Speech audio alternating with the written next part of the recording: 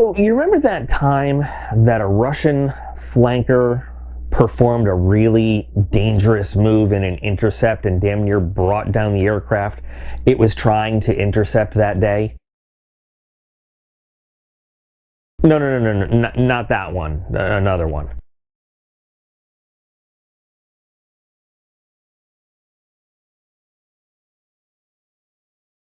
No, sorry, not that time either. I meant another one. No, not that one. Okay, all right, stop. Sorry, my mistake. I didn't realize that by asking this question, I was going to start us down the road of like one of the world's largest multiple choice answer banks for what I thought was a pretty simple question. My bad. I'm sorry. I'm talking about the very first time that a Russian Su-27 flanker would run a very stupid and dangerous intercept and damn near bring down the aircraft it was trying to intercept that day on September 13th, 1987. Yes, they have been doing that same thing for decades, but the very first time we saw them do that with that aircraft 36 years ago was a very important date because that was the first time Western air powers got an up close and personal view of the Su-27 flanker. To that point, it was shrouded in mystery. We knew that the Soviet Union had a brand new high-performance fourth generation heavyweight air superiority fighter. We knew it had a little brother called the MiG-29. We knew a little bit more about the MiG-29 than we did the Su-27 for some reasons we'll discuss. And we were not as afraid of the MiG-29 in a technical manner, but there was still much reason to not want to face the MiG-29. Interestingly enough, the MiG-29 and the Su-27 were very similar looking aircraft if you were not trained to notice the difference. And in fact, when the Iron Curtain started to open up a little bit and give us a peek inside backstage, mainstream Western audiences would get to see the MiG-29 for the first time in July 1988 at the Farnborough Air Show, which was a giant deal because the Soviet Union was actually showing off their stuff. They'd be able to walk around, look at it, touch it, and see it perform aerobatic maneuvers, which was sort of unheard of for the Soviet Union to do that. And nearly a year later, in June 1989, at the Paris Air Show, a pair of Su-27 flankers showed up to do the same thing. This time it was even more extraordinary because actual Western military observers were given the opportunity to ride back seat in the two-seater combat trainer version, the Su-27UB, and actually do some Q&A with the pilots of the flanker. So it was kind of groundbreaking. A lot of people around the world, again, not quite military trained, not quite understanding the whole program, said these aircraft look incredibly similar in terms of their designs. Why two of them? Why one big, one small? What's going on? What's the difference in these two airplanes? Why do they have two that look almost like one's a bigger version of the other? What's up with that? In today's briefing in Tactics Talk, we're going to talk about the MiG-29, NATO reporting name Fulcrum. We're going to talk about what is really a whole family of aircraft, starting with the Su-27, leading through several different models, but as a whole, they fall under the umbrella of the NATO reporting name flankers. And we're going to talk about what makes these two aircraft important, very important, in the history of air combat, Soviet and then Russian aviation. But most importantly, we're going to talk about why they are so different, what sets them apart from each other, and with a little bit of a focus, because this was the question, on why in the air-to-air fight Ukraine is doing so poorly against Russia, and why the MiG-29 is not quite the combat aircraft that the flanker, the Su-27, and its follow-on derivatives are. Grab your Squadron Stein or your favorite drinking container. Have a drink if you so choose as we go through this. And let's talk about these two very significant combat aircraft coming out of two of the largest and most well-known design bureaus of the former Soviet era, Mikoyan-Gurevich on one side and Sukhoi on the other. Now, the term MiG, I think we all know, in aviation terms, kind of a household name. In movies, in fact, when we reference a bad guy airplane in the United States, it is a MiG, whether it's a MiG or not. MiG is the shortened term for Mikoyan-Gurevich. Sukhoi is not as well known unless you're in the combat aviation industry, but we all know the two-letter designation. So we've got MiG, we've got Su, S-U. MiGs and Sus. They fill the enemy sky, they roam over the battlefield, they produce air-to-air combat aircraft, air-to-ground aircraft, and neither one of them wants to provide our forces with a good time. So to understand where these two aircraft come from, we're going to do a short little history lesson. We're going to go back to the days of the Vietnam War. We're going to talk about third-generation fighter aircraft. It's not really so important to understand generations. Just understand that generations kind of come, we use them to describe a chronological time and a technological time of aircraft design. The Vietnam War was not a good time for anybody's airplanes. Aircraft design had gone in a direction to where nobody's airplane was just really great at anything. Weapons design in that time period had really been taken over by strategists, not actual combat operators of combat equipment. But theorists and strategists had decided this is the direction that future wars are going to go in, and this is the direction that we're going to design and build new combat equipment for a theory of war that never quite panned out, by the way.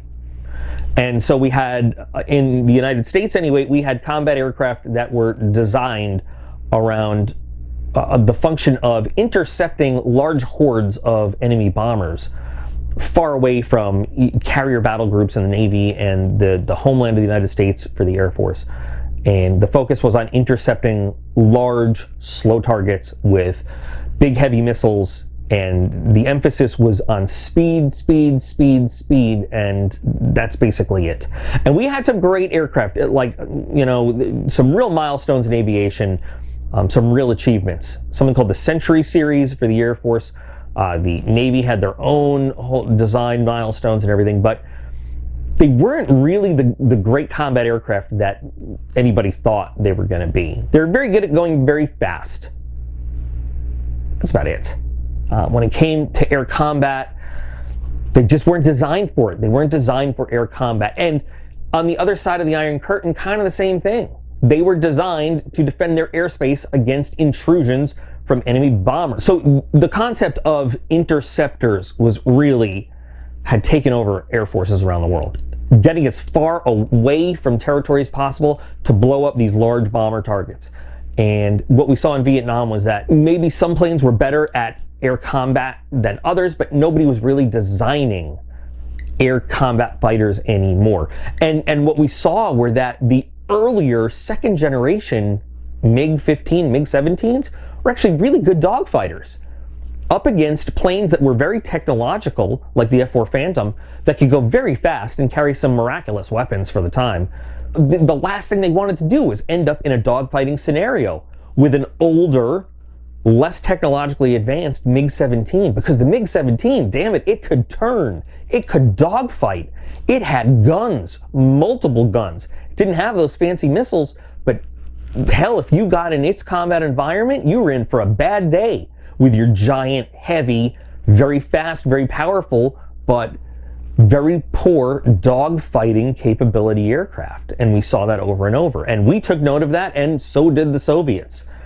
This whole missile-only long-range combat thing, the technology was not there at the time, and it didn't quite work out. So even before the Vietnam War was over, the Air Force knew they needed a new combat aircraft. And in 1969, they started a program called FX, which was to start looking for proposals and technologies and think about down the road, we need an air superiority fighter aircraft.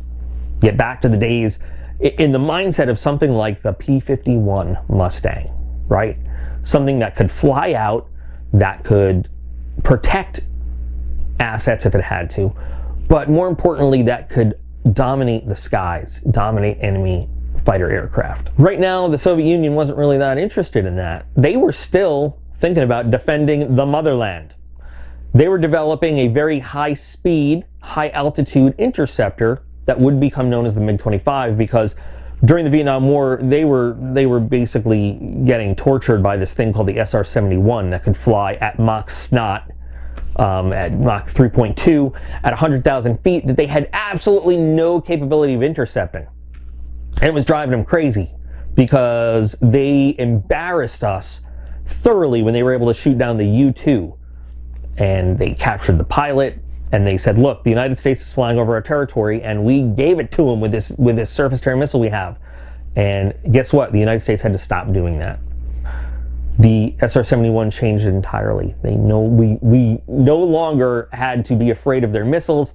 We could do all of the spying we wanted, and there's nothing they could do about it. So they focused a lot of their energy, because the the Soviets always were very politically motivated and very prideful. And they shifted a lot of their effort from the battlefield to let's do the strategic defense stuff. As the United States got wind of it and started seeing some of the designs, it was a terrifying development, because for some reason, everything that the United States had been working on with the FX, they projected, I guess, in this new MiG-29 design. And it was a blessing and a curse at the same time, because the fear of what we thought this design was going to be able to do resulted in the development to counter it in what will go down in history as one of the finest fighter aircraft ever built in the history of mankind. What would become the F-15 Eagle, which is an amazing aircraft, which turns out our fears were completely unfounded, because the MiG-29 is just nothing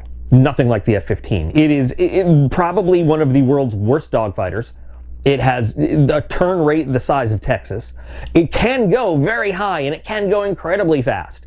However, even those bursts of speed, the Mach 3, Mach 2.8 speed it goes for a very short time. The engine fan blades tend to melt if it goes that high speed for longer than a short burst. It is a very, very one-trick pony, single-purpose designed aircraft, and it's not very effective for doing anything besides exactly what it was invented for, and it still couldn't do what it was invented for because it just didn't have the technology. It never even got close to shooting that on SR-71. But the point is, the absolute fear it inspired resulted in what would become the F-15, which reigned supreme as the world's greatest air superiority dogfighting fighter for decades. The fear of that airplane resulted in the Soviet Union going back and saying, wow, we spent all this time developing this interceptor.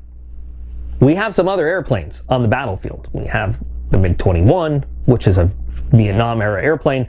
We have the MiG-23, which is really also kind of more of an interceptor than anything. Don't let anybody fool you. I'm telling you right here, guys.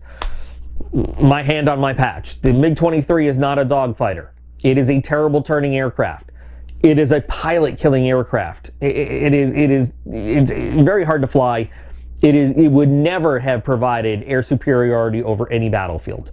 In fact, a lot of its weapon systems, even if you look at the intake design, it was stolen from F-4 Phantoms. A lot of it is designed off of F-4 Phantom, and the F-4 Phantom was never a very good air superiority fighter either. It was a Navy interceptor that the Air Force was forced to use by the Secretary of Defense at the time, Robert McNamara, who was like insisting on commonality throughout the services. So the Air Force was forced to take the F-4 Phantom. They didn't want it at first, but anyway, the MiG-23 filled out a lot of the Soviet frontal aviation service. We forced a naval interceptor into the role of a tactical fighter, and that's what the MiG-23 was. It was almost the same thing. During the development of the FX and seeing what was coming down the line, and remember, the spy craft was heavy during this period of the Cold War. Everybody knew what everybody was doing, they just didn't have all the details.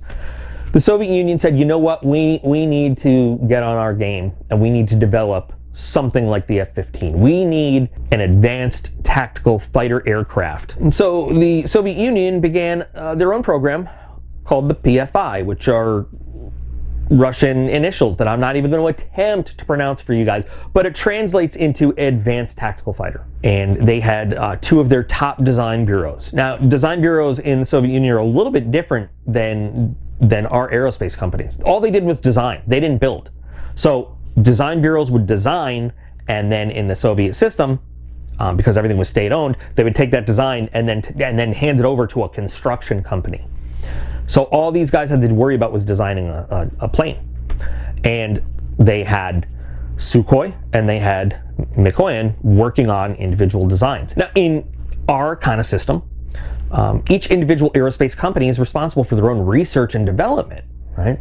But again, in the old Soviet system, remember, everything was state-owned, okay? It was not competition.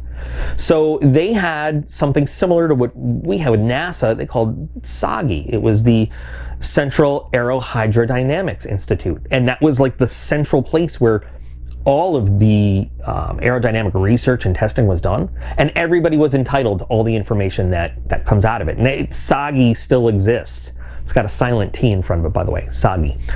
It still exists in Russia. So both of these companies, McCoy and Gurevich and Sukhoi, were entitled to all of the research and all of the modern developments that were coming out of SAGI when developing their aircraft. So it's no wonder that they have very similar looking designs, just number one, because they're all based on aerospace research coming out of the same central state-owned industry facility. Number two, they're both working on a design that's meant to counter the American FX program. They roughly know what their competition is going to look like. They assume that the American aerospace industry is always on the ball. And let's face it, our aerospace technology has always been a step ahead of the Soviets. Now, I'm not taking anything away from them. Their aerospace engineers are good. The Su-27 has been called one of the most aerodynamically perfect designs in history. And that's not by me or other geeks that like airplanes. That's by actual aerodynamic engineering professional organizations. It's a beautiful design. I love the flanker. I think it's a gorgeous airplane. I don't like the MiG-29 so much. A lot of Soviet designs is not the design of the airplane. I mean, it is the design of the airplane, but it's the electronic stuff that goes into it is always behind what the design, the airframe deserves. As another side note here, as the F-15 was being developed, because it was being developed in this atmosphere of fear, it's got to be the single greatest fighter plane ever developed. The Air Force put a lot of money and a lot of fancy electronics into it, more so than it really needed. And there were some genius men of the American military aerospace world, we'll say. You know, they were looking at this design saying, you're gonna bankrupt the government building this plane. It's gonna be too big, too heavy. There's no reason to put you're trying to put every beep and squeak into it. Just build it to do its job. So these gentlemen, in a company of a handful of others, in what would go down in history as known as the fighter mafia, some really great tacticians, approached the leadership and said, this airplane is great. Yeah, no, it's fantastic. It's got everything. We're gonna be able to afford 6 of them by the time the design is finished. With the numbers that they have to face, if we can't afford enough to actually allocate all the slots that we need, what's the point? So they came up with an alternate plan where they say we have these very fancy, very high performance, the F-15s will be the king of the sky. How are we gonna fight all the other roles that we need? These men came up with an idea they called the Blitz fighter, which would be the cheapest thing in the sky. The most expensive part of it will be the engine, no radar, a big bubble canopy for the pilot, throw a couple heat-seeking missiles on the wings, a gun will make it super maneuverable, it'll pull 9 Gs, doesn't need a lot of fuel because we're gonna build 20,000 of them, we're gonna put them everywhere. They're gonna take off, a ground controller is gonna direct them directly to the incoming threat. As soon as the pilot sees it, they're gonna dogfight, they're gonna be in an unbeatable maneuvering platform, they're gonna take their quick shots, they're gonna win, and they're gonna land back at their base. They're going to rearm, refuel. If they need to, they're going to do it again. We can build tens of thousands of these things. They don't need the beeps and squeaks. They don't need the fancy electronics. They don't need the fancy weapons. They're going to be brutal, hard dogfighters, and that's it, period, end of the sentence. This aircraft would go on to become the F-16, which, you know, then the Air Force Good Idea Fairy got their hands on it and started adding all the black boxes in the world and, you know, enhanced everything besides the fuel capacity. So it still can't go anywhere, but whatever. As the Soviet Union was developing their advanced tactical fighter aircraft, they realized, yeah, this single aircraft it's not going to work. It's going to be large. It's going to be heavier, and you know we're not going to be able to build as many of them as right along lines of what the Americans were saying and thinking. So they changed their requirement for a tactical fighter and a lightweight tactical fighter, and that's funny because that's exactly what the F-16 competition program was. The aircraft that would become the F-16, the lightweight tactical fighter program. Since they already had 2 designs in play, one from McCoy and one from Sukhoi, they said, you know what, here's what we're going to do. McCoy and Gurevich, you're going to continue to design your aircraft as our lightweight tactical fighter. Sukhoi, you continue designing your aircraft as our heavyweight tactical fighter. Problem solved. You guys work on it independently. Just do your thing. There's not a lot of difference in what these aircraft were supposed to do. The real difference was how they were going to operate. The Sukhoi aircraft was going to be bigger. It was going to carry more weapons, more fuel. It was going to operate at farther ranges. It was going to perform more of an OCA, offensive counter-air role. It was going to escort forces into hostile territory. It was going to go on the attack. It was going to go on fighter sweeps. It was going to go to take the fight to the enemy. It was going to, in that all-out World War III in Central Europe, it was going to cross from east to west, and it was going to go find our F-15s, and it was going to handle it. It was going to be the heavyweight punch for the Soviet Air Force. The MiG-29, the lightweight fighter, it was going to be more in tune with what the original Blitz fighter idea was.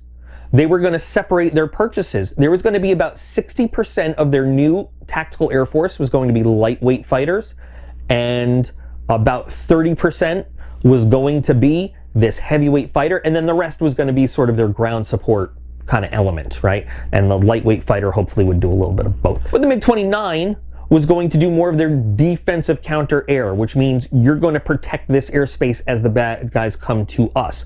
So as NATO air forces come west to east, these MiG-29s, there'll be a whole lot of them. They'll be pre-positioned. They will take off as the threat arises, or they'll be orbiting in small combat air patrols in various tactical locations.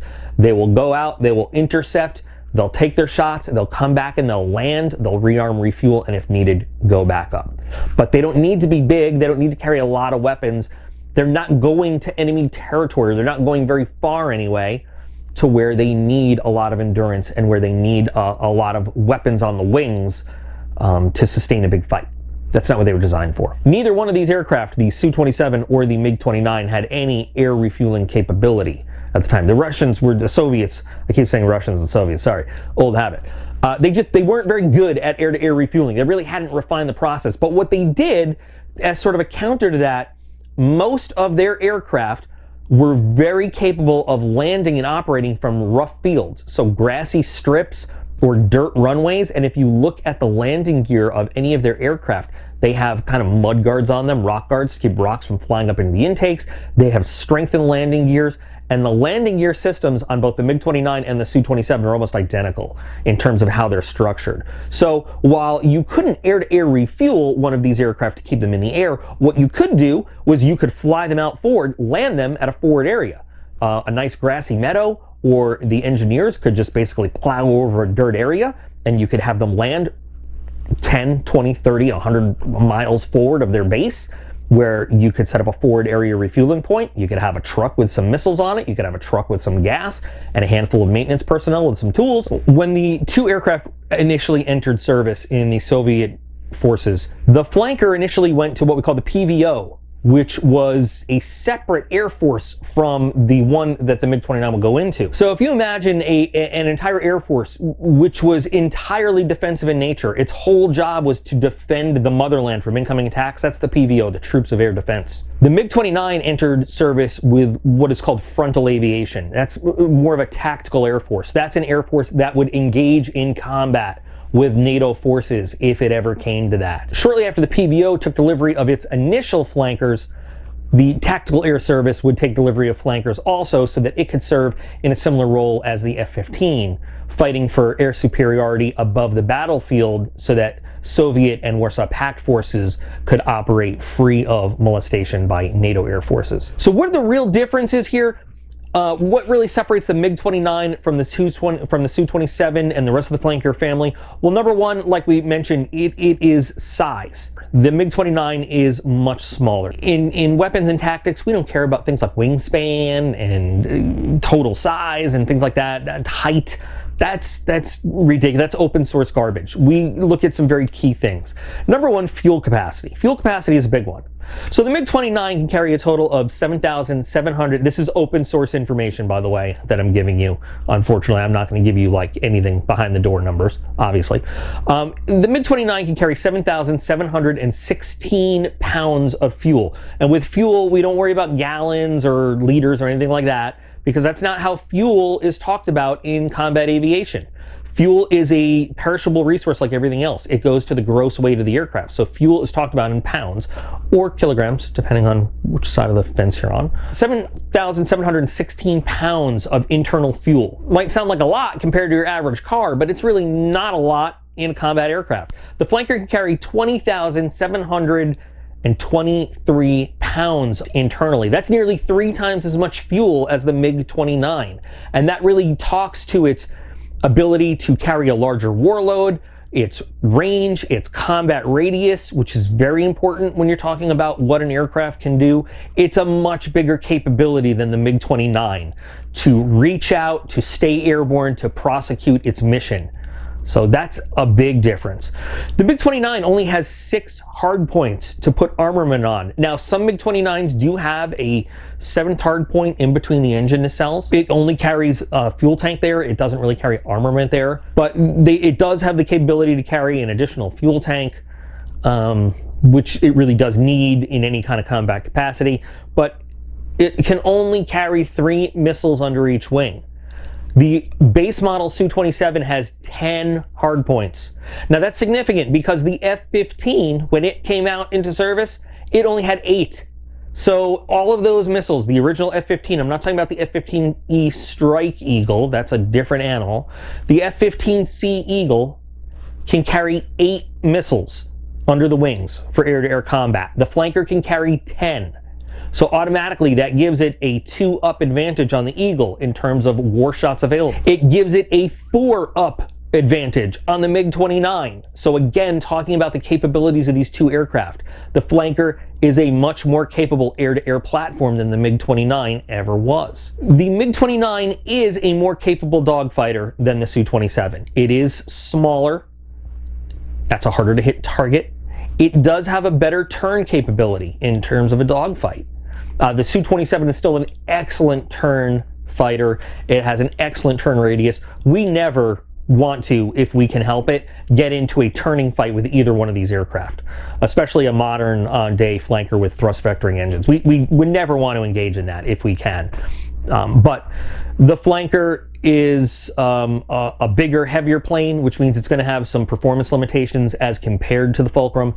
The Fulcrum is an excellent turn fighter. The thrust to weight ratio of the MiG-29 is higher. Thrust to weight ratio is important when you're talking about air-to-air combat. So basically the thrust provided by the engines compared to the overall weight of the aircraft. When you have a thrust to weight ratio of 1 or greater, you have more thrust coming out of that engine than the weight of the airplane. You can do incredible maneuvers with that. You can fly straight up and never run out of energy. And a lot of airplanes have the potential energy to start flying straight up, but sooner or later that engine runs out of power and it has to come back down. When you have a thrust to weight of 1 or greater, you can just do what you want. And it really is a big deal. The flanker with a full tank of gas has a thrust to weight ratio of 0.9, which is close, but if you unload half that gas, it has a thrust to weight ratio of 1.7.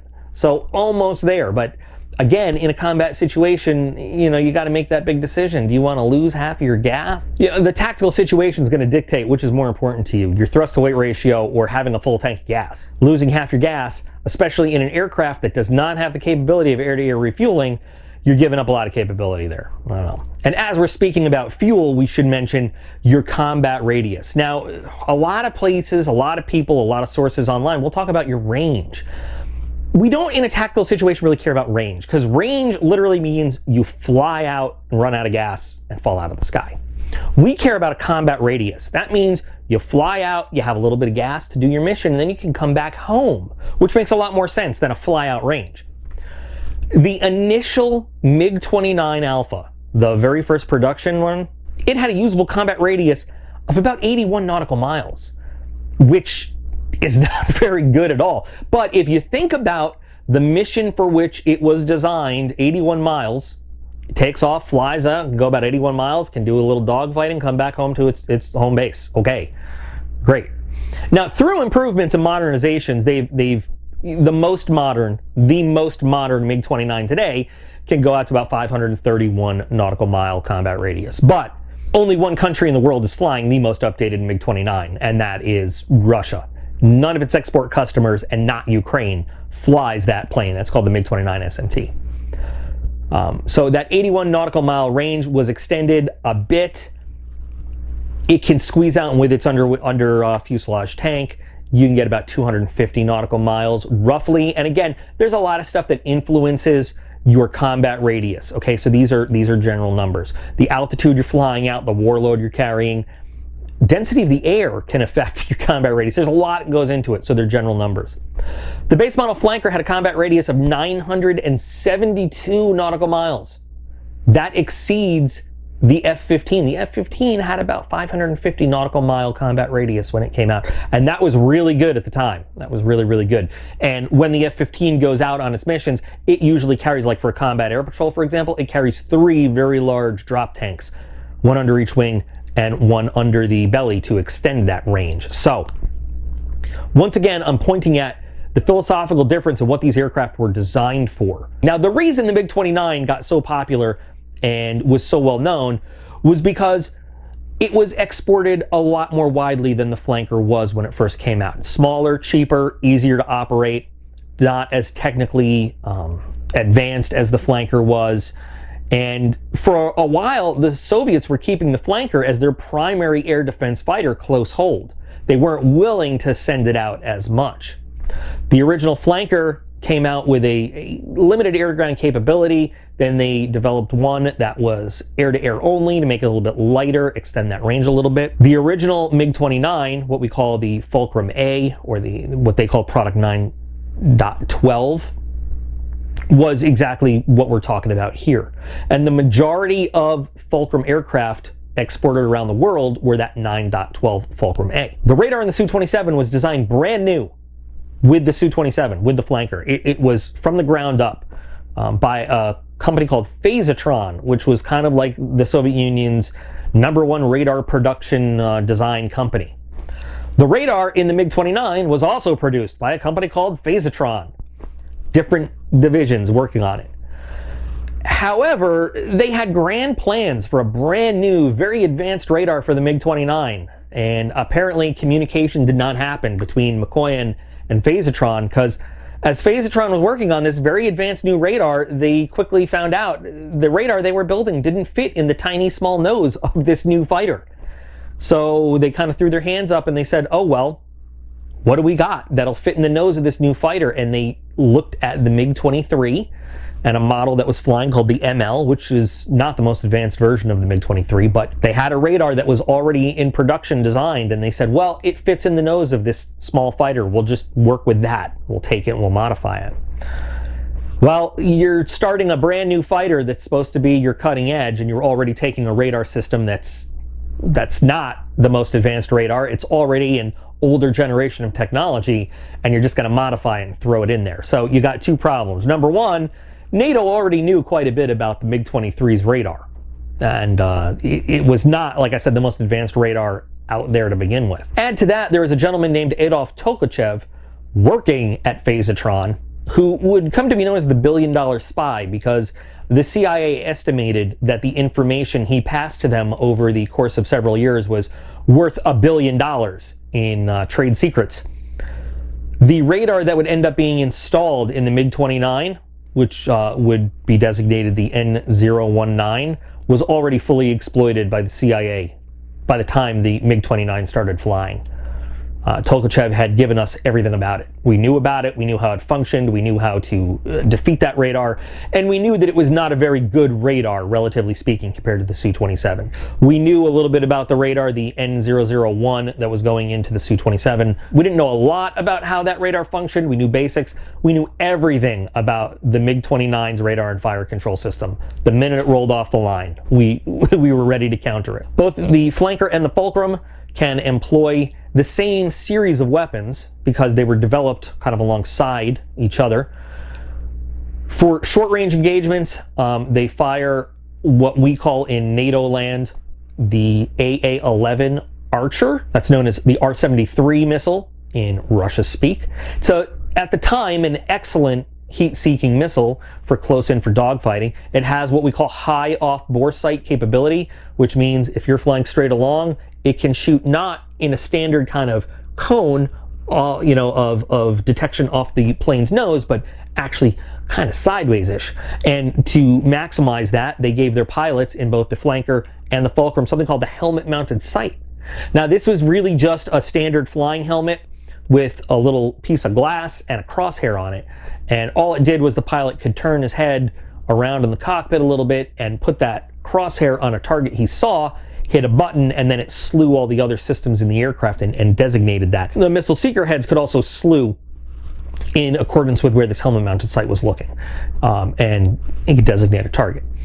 It didn't provide any actual targeting information. It was literally a piece of glass with a crosshair on it, as opposed to the US's Joint Helmet-Mounted Cueing System, which is a full-up heads-up display inside the pilot's visor on his helmet, which gives all flight and targeting information, everything rolls apart. But the United States didn't have anything like the helmet-mounted sight at the time. It was kind of revolutionary. Both aircraft used the OEPS, the 29 for the Fulcrum and the 27 for the flanker. It's an infrared search and track system. So if you've ever noticed that little glass ball in front of the canopy, that allows the pilot to look for infrared emissions rather than using the radar and turn the radar off. Now nobody knows you're looking at them.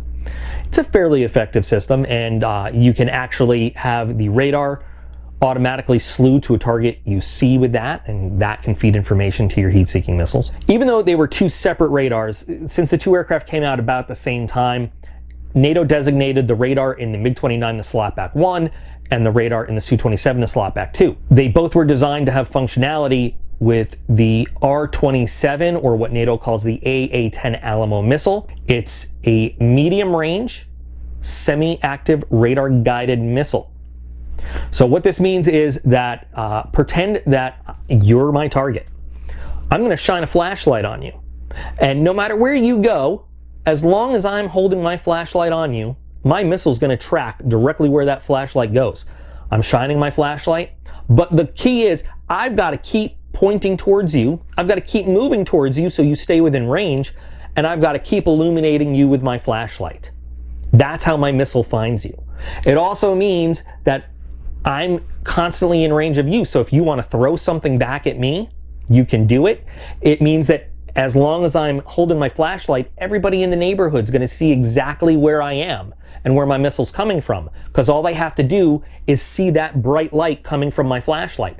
Well, that's how that missile works, and that's how that radar illuminator works. It's what we call a continuous wave illuminator. It's a bright broadcast to anybody looking with any electronic device who's sending that missile and where it's coming from. The biggest disadvantage of a semi-active missile is that the mothership, me in this case, has to continue towards the target the entire time of flight until that missile hits or misses, or you know what, I decide I don't like the tactical situation and I flip my radar off and I turn around and go home. There are some missiles that do have the ability to keep going to the point where the radar last told it to go to, but the chances of you outmaneuvering that missile are pretty high at that point. Because of the differences in the radar and the differences in the aircraft, the flanker can support and launch what we call a long burn missile, and the Fulcrum supports and shoots a short burn missile. It's a difference in range. I'm not going to talk about the differences in range, but it's an effective enough difference in range that we in the United States Air Force and NATO will react and fight differently between these two aircraft. In fact, we will venture closer and are willing to put ourselves in a closer fight with a short burn missile threat than a long burn missile threat. Again, not mentioning any specific tactics or any specific ranges, but we will protect ourselves more versus a long burn threat than a short burn threat. I guess in a way you could say we are a little bit more afraid of a long burn threat than a short burn threat. That means that the flanker is a bigger threat in our eyes. It's a little bit bigger threat to our aircraft than the Fulcrum is. On its 6 hardpoints, the Fulcrum can only carry 2 of these radar-guided missiles. The other hardpoints only support the shorter range infrared guided or dogfighting missiles, what would similarly be compared to sidewinders in our service. Much shorter range missile, much less capability. The flanker, on the other hand, can carry up to 6 of these radar guided missiles and still support up to 4 of its shorter range dogfighting missiles. 6, by the way, of the long burn, longer range missiles. So once again, much more capability when we're talking about the difference in these 2 aircraft. The AA-10 Alamo can actually be swapped out with a radar-guided or an infrared homing guidance system. The whole point of the missile system, though, is that it's for beyond visual range, and it's easier for an aircraft to engage target beyond visual range with a radar-guided system than an infrared-guided system. And I'm not going to go into the differences in the 2 missiles and how they work. The flanker can actually carry and work with both the short burn and the long burn missile systems, whereas the Fulcrum can only use the short burn. Now again, there are a couple upgraded versions of the Fulcrum that can use the long burn ones, but nobody flies them. They have never been mass produced and supplied to any combat capable unit except Russia, but we'll get there in kind of a wrap up. When it came to light that basically the entire combat capability system on the Fulcrum was already exploited, the Russians went to work fixing that. The Soviets, doing it again. Soviet Union went to work fixing that. They upgraded the radar. They gave it some tweaks. They realized how short a range this plane had. So there's a little hump on the back of the fuselage. They increased that. They gave it a little bit more fuel, and they gave it an internal jamming system, which the flanker could already support. And we had what we call the Fulcrum C, or what they call the 9.13. The Soviets really didn't differentiate it very much. They still called it a MiG-29A. There's a difference in a MiG-29A and a Fulcrum A. One is a Soviet designation, one is a NATO designation, so forgive me if that gets a little confusing. Understand also that anytime the Soviet Union exports a fighter to someone, it's always downgraded from the version that they use or that they may give to their closest allies. There are 2-seat trainer, combat capable trainer versions, and I say combat capable trainer versions of each one, designated by UB, MiG-29 UB, Su-27 UB. However, the MiG-29 UB had to sacrifice its radar in order to make room and weight accommodations for the second seat for training purposes. So really, it's not very combat capable. It still retains its gun, but it has no radar to find and prosecute a target with.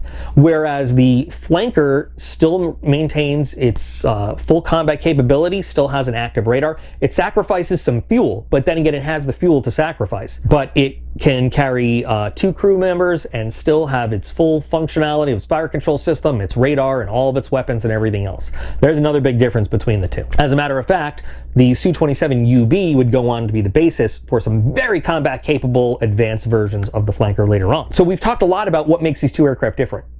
I've also mentioned that there are some people that have a lot of trouble telling them apart. I think a visual recognition module is always helpful in a case like this, so I put one together.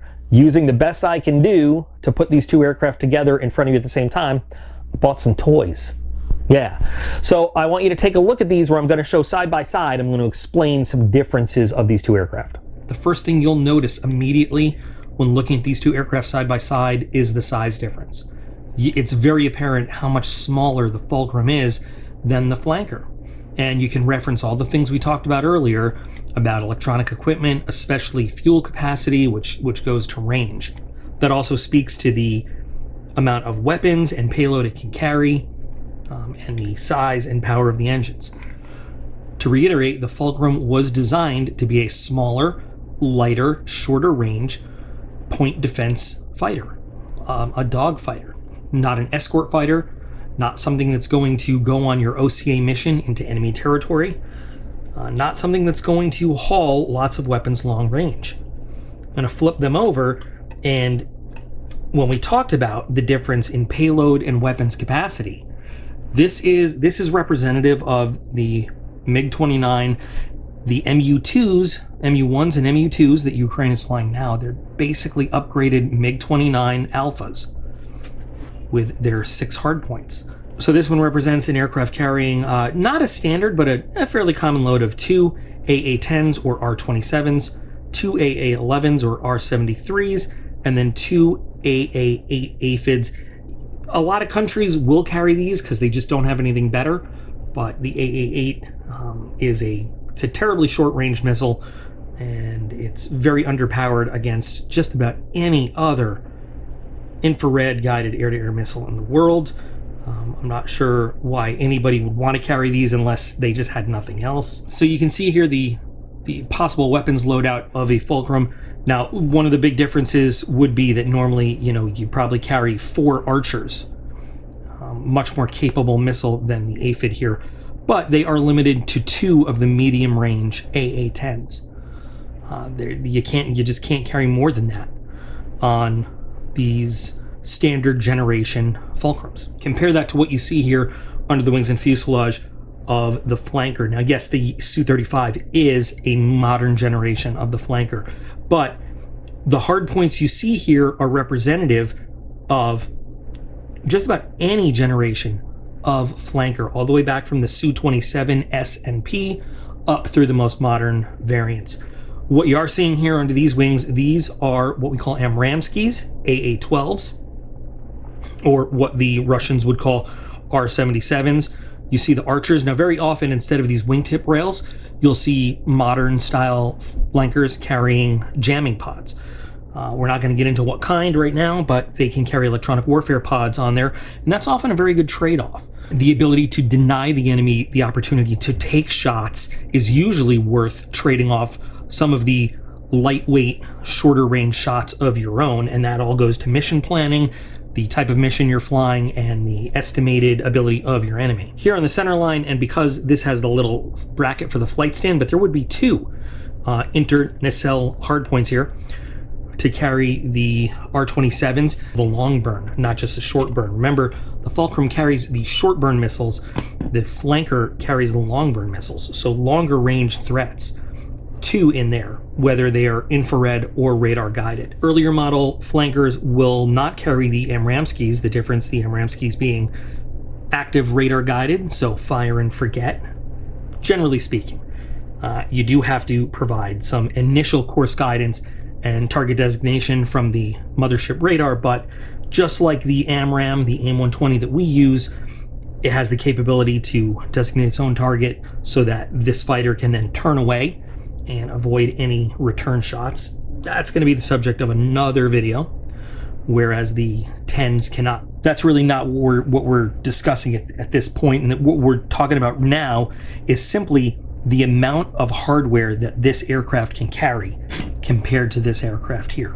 These are KH-31s. There are multiple designations in the NATO lexicon for these, but generally we call them AS-17s. They come in different flavors. The scariest version for us that this aircraft could carry would be the AS-17 Krypton anti-radiation missile. These hardpoints can also carry air-to-air missiles. They can carry another set of AA-10s, and these are Russian laser-guided bombs. The Su-35 does dual duty. It's a multi-role fighter. It performs air-to-air and air-to-ground work. In terms of doing a swing role mission, very comparable to the capabilities of the F-16, where it can self-escort, it can carry its air-to-ground and air-to-air weaponry, and switch mission to those different roles. This can carry more heavier loads than the F-16 can, but that's neither here nor there. When we are comparing the 2 aircraft, it's really important that you see the difference, because outwardly speaking, we've said this before, earlier points in the video, they do look very similar. And to an untrained eye, it would be probably hard to pick one apart from the other, just based on design. You've got the similar plan form, you've got twin vertical stabilizers, twin engines, you have those leading edge extensions and strakes that lead up the forward fuselage. You have very similar landing gear layout. You have the under fuselage intakes with engine nacelles. So if you don't really know what you're looking for, it would be very easy to confuse these two aircraft. And I thought it would be important to show them side by side so you could actually see not just the difference in paint job, obviously, but the actual difference in the small details and the size, because the difference in size says a lot about the two different design philosophies we've been talking about in this video. So now that we've actually looked at the two aircraft side by side, we talked about the history of what made them come into existence. We talked about the differences in designs and the philosophy of use. Let's touch a little bit on the Ukraine-Russia situation and why the Ukrainian Air Force is having such a hard time in the air-to-air arena, where they are having a lot more success on the ground, and what's going on. So the MiG-29 we know is smaller, is a less capable aircraft, and already is not suitable in the same engagement scenario that the flanker is made for. Ukraine was originally part of the Soviet Union, way back when. There were several Air Force units stationed in Ukrainian territory. The entire Air Force of Ukraine is built off of what was left over when the Soviet Union fell apart. All of their flankers and all of their MiG-29s are former Soviet Air Force aircraft. Their flanker squadrons are primarily left over from PVO type squadrons, air defense squadrons.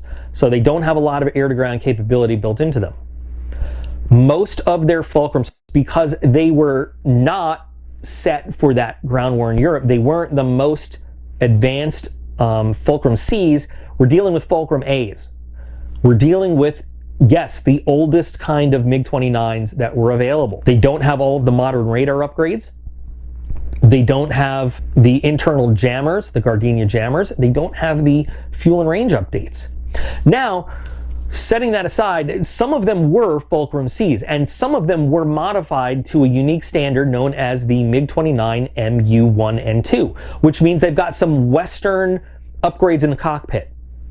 They don't have a lot of Western electronic upgrades in avionics, though, because I don't know if it would surprise you to find out, a lot of times Western and Eastern electronics and avionics just are not compatible. They don't work together very well for various reasons.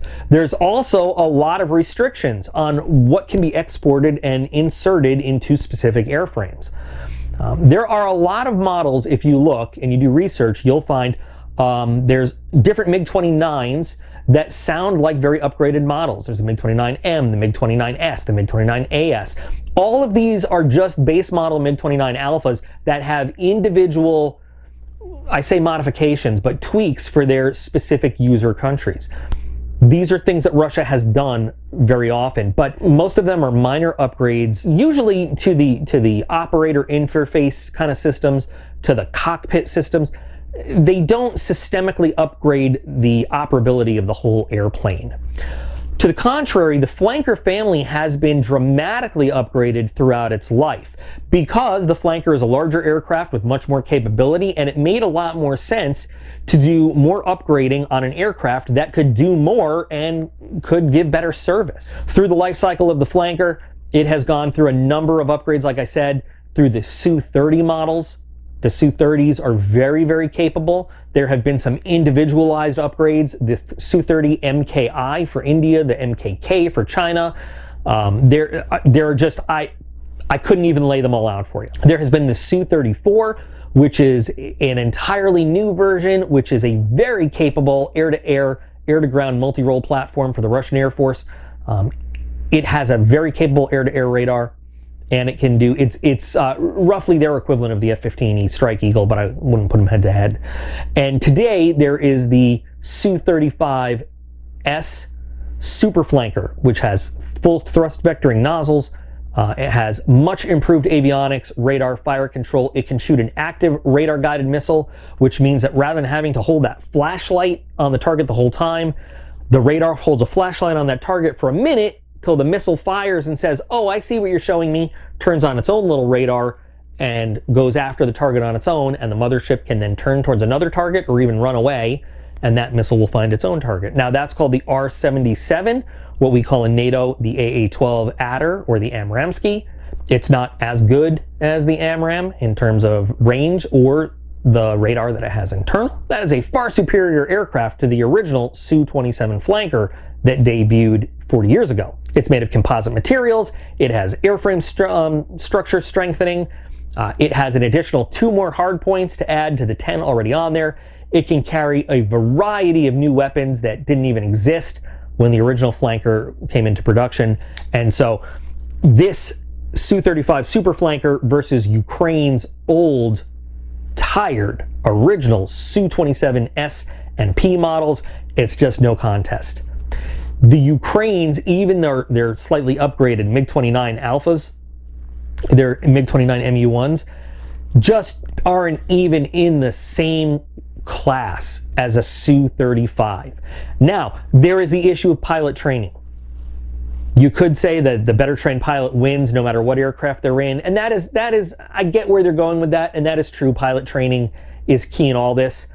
But even the best trained pilot, when they're flying with their hands tied behind their back in an aircraft as poorly designed electronically as the MiG-29, they're going to be at a significant disadvantage when they're flying against a 4th plus generation fighter aircraft that can bring the amount of weapons to bear and a significant beyond visual range advantage like the Super Flanker.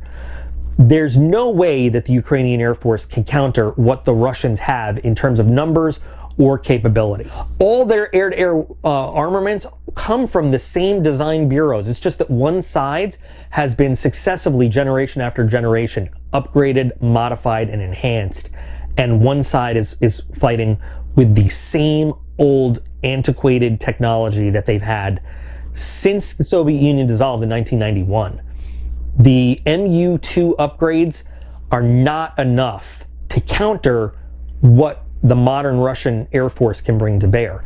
And that's why the difference between the MiG-29, even the MU-1, MU-2, and the Su-35 Super Flanker makes it impossible for the Ukrainian Air Force to stand toe-to-toe with what Russia has. Trying to match the MiG-29 on a one-for-one basis versus the flanker in an air-to-air combat scenario was an unfair matchup to begin with, because they were never intended to sit on pedestals next to each other.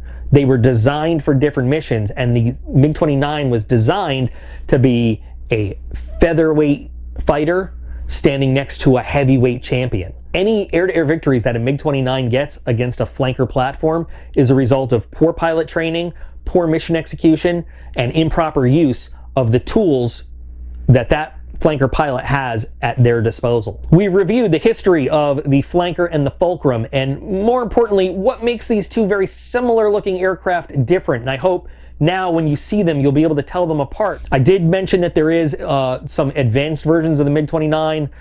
There was one that was actually redesignated the MiG-35. Never went into production. It would have been a much more capable aircraft, but there was no market for it, so MiG just didn't produce it.